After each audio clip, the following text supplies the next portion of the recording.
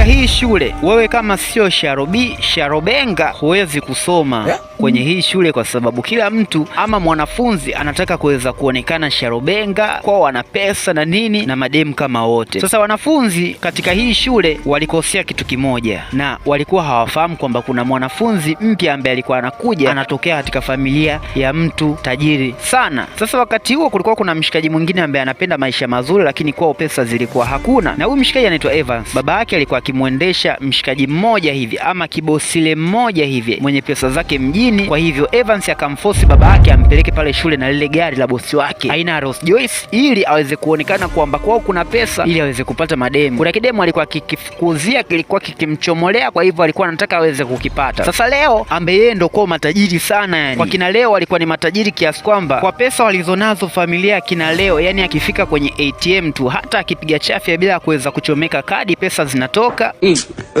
Ulisikia wapi?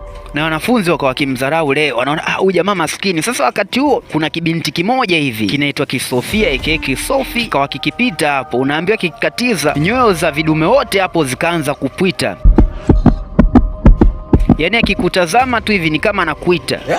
Yani huyu binti alikuwa akiwachengua sana masharobenga aka masharobi hapo shuleni, na alikuwa pia akitokea katika familia ambayo walikuwa na mikwanjise, yani walikuwa na pesa. Kwa hivyo kila boy pale shuleni alikuwa akitamani kuweza kuwa na huyu binti. Sasa kitu cha kushangaza, huyu binti Sophie akamfuata yule kijana ambaye ni mgeni anayefahamika kama Leo, na kaja pale shuleni kimaskini tu, na wanafunzi wote walikuwa wakimuona maskini, wakawa wakimsema huyu jamaa sijui atapata demu wapi. Kwanza mademu wakawa wanasema kwamba hawataki hata kuweza kukaa naye kwenye dawati. Ndio sasa Sophie, yeye binti ambaye kila kijana pale shuleni alikuwa akitamani kuweza kuwa naye karibu, akamfuata huyu mshikaji mgeni Leo ambaye kaja kimaskini, lakini yeye Sophie alikuwa anajua kwamba huyu mshikaji kwao alikuwa ni matajiri. Basi huyu mshikaji sasa Evans akawa anachukia kwa sababu kashamfukuzia sana pia huyu Sophie, lakini Sophie alikuwa hata hataki kuweza kumsikiliza, akimwomba hata namba. Binti anampa namba ya huduma kwa wateja, mshikaji akipiga anaambiwa karibu tukuhudumie.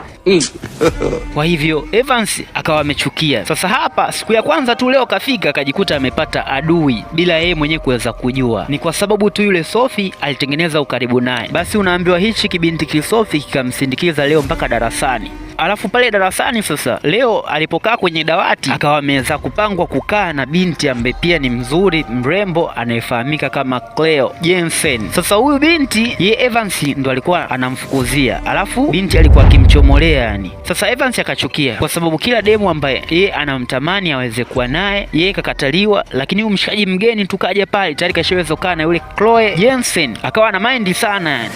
Alafu anajifanya yeye kwa wana pesa. Sasa ili kuweza kufanya mademu wengine waendelee kumzimikia na aweze kumpata yule Chloe Jensen, Evans akawa anatoa pale vitu vya thamani kama saa pale, cheni za dhahabu. Sasa kitu cha kushangaza, na yeye Evans alikuwa hajui, kumbe baba yake na Evans yule dereva alikuwa akifanya kazi nyumbani kwa kina Leo, na Leo yeye hakutaka tu kuweza kupelekwa na gari la kifahari, angetaka hata kuweza kupelekwa pale shuleni na ndege au treni, hata meli. Basi kwa pesa ambazo mzee wake na Leo yupo nazo, hata barabara zingechimbwa, zingejazwa maji, utokee mto ili meli iweze kumpeleka Leo pale shule. Lakini Leo yeye hakutaka. Sasa wakati yeye Evans anavimba nini, anajiona sharobenga, anaonesha saa za thamani, cheni za dhahabu, ndo Leo akakumbuka kwamba vile vitu yeye alivyoweza kurudi nyumbani alikuta babake kamnunulia, akavikataa. Na anakumbuka kwamba alimwambia msaidizi ambaye ndo anasimamia pale kwenye jumba lao ambapo Leo yeye anaishi hapo, kwamba hivi vitu mimi sivitaki. Sasa hivi mimi nataka niweze kuishi maisha ya kawaida, nimechoka kutumia mapesa, nimechoka kuvaa vitu vya thamani, nataka niweze kuishi maisha ya kawaida, niweze kuona watu wengine wanaishije. Nimekuwa sharobenga mpaka nimechoka, ngoja kwanza nijipe likizo kidogo, na nitaenda shule ambayo ni ya kawaida. Ndio huyu msaidizi akawa anasema, mimi namjua baba yako, tena mama yako ni mkali sana, akijua kwamba umeenda kusoma kwenye shule ya walimu wanasema wanafunzi mmeelewa, hata kama hamjaelewa mimi mshahara wangu mwisho wa mwezi naupata. Ulisikia wapi? Lakini Leo akasema mimi nitaenda kusoma huko kwa sababu ndo hivyo nimeamua, na mimi ndo bosi wako. Asa kumbe vile vitu baba yake na Evans kwa sababu anafanya kazi pale akawa ameweza kuvichukua, ndo mtoto wake kwa sababu anapenda maisha mazuri, aishi aonekane sharobenga pale shuleni, apate madem na nini, akawa ameweza kumpa. Sasa Leo akashangaa sana na kuona kwamba kweli maskini huwa wanajitahidi kuweza kuonekana matajiri badala ya kuweza kutafuta njia za kuweza kujitoa katika umaskini, kumuonyesha mtu mwingine kwamba wewe una pesa au una furaha, hiyo haiwezi kukusaidia chochote, bali utajikuta tu unajiumiza. Leo akawa anahuzunika sana pale. Sasa mwalimu akawa ameingia hapo, ndipo ambapo sasa Evans akawa anaanzisha vita. Yeye hajui kwamba yule mshikaji leo ni bosi wa baba yake. Baba yake anapofanyia kazi leo, yeye pale ndo bosi, anaweza akaamua hata akamfukuza kazi. Na Evans kapelekwa pale shuleni na gari la kina Leo, na lile gari ni la Leo, yeye ndo analimiliki, lakini hakuamua kuweza kwenda nalo pale, ila sasa Evans hajui. Sasa mwalimu akawa ameingia pale, alikuwa mwalimu wa Kiswahili. Akafika pale kwanza, kabla ya kuanza kufundisha kuchambua sentensi kwa njia ya matawi, mizizi, majani,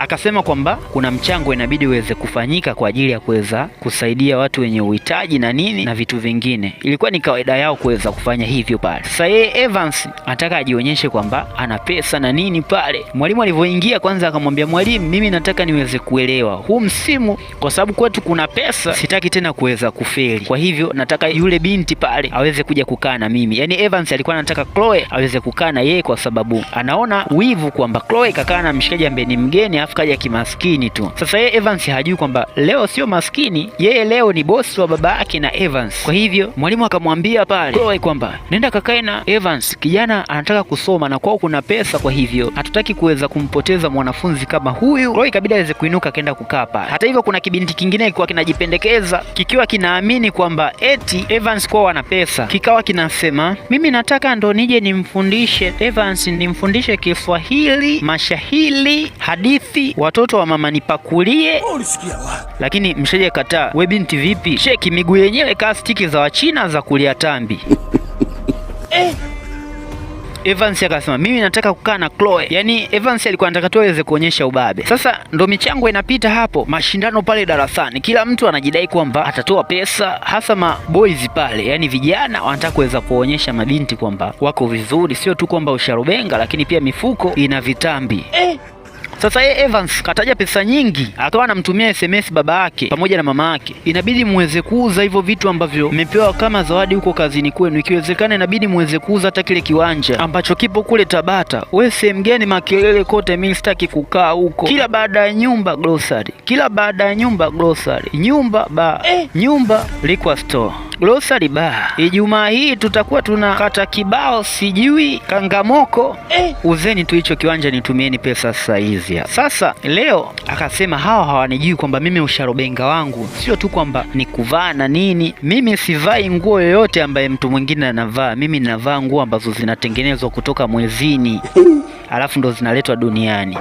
Leo akasema sasa mimi ninaagiza ziletwe pesa ambazo nitawalipa walimu wote wanaofundisha katika hii shule miaka 10 ijayo. Sio mchango tunatoa, na nawalipia wanafunzi wote hapa darasani na shule nzima chakula kwa zaidi ya miaka 50, na nawalipia mahari vijana wote wa kiume ambao wanasoma katika hii shule. Basi wanafunzi wengine pale wakawa wanacheka, huyu jamaa kaja na kipikipiki sijui kimkokoteni cha kulishia majani ya kuku. Huyu jamaa anaonekana kwanza kwao ni maskini.